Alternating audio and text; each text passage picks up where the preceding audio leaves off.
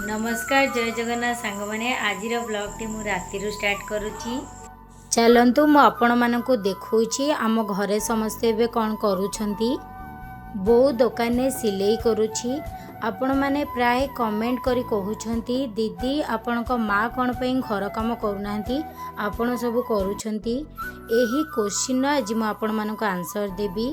बो सिलाई करे तो बो को आमे किछि भी घर काम कराउनु दीदी मोर मिसिकी सब घर काम करदू। दीदी एपटे बुट तरकारी बनाउछि।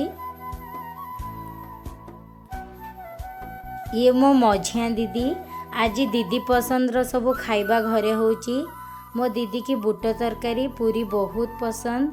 देखंतु दीदी केते टेस्टी टेस्टी तरकारी बनैछि केते सुंदर देखा जाउछि। गाई माने एपटे कुटा खाउछंती। दीदी बुट तरकारी बनै सारिबा परे दीदीर मोर मिसिकी पूरी छाणी देइतिलु।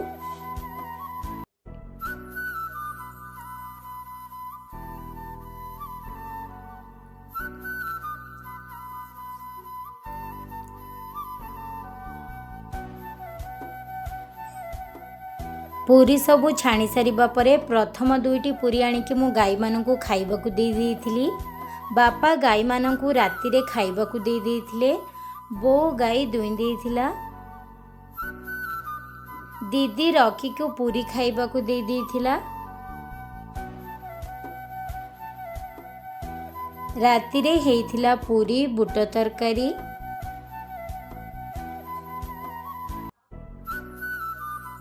पूरी बुट तरकारी मो बापा बो भाई को बाढ़ीबा को प्रथमे खाइबाकू देई देइथिली।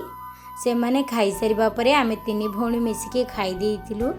प्लीज़ वीडियोटी जदि आपण मानकू भल लागिला वीडियोटी को लाइक एवं चैनल को सब्सक्राइब कर दियंतु। आपण माने सब केउ जिल्ला मो वीडियो देखुछंदी कमेंट निश्चिंत भाव में जणातु।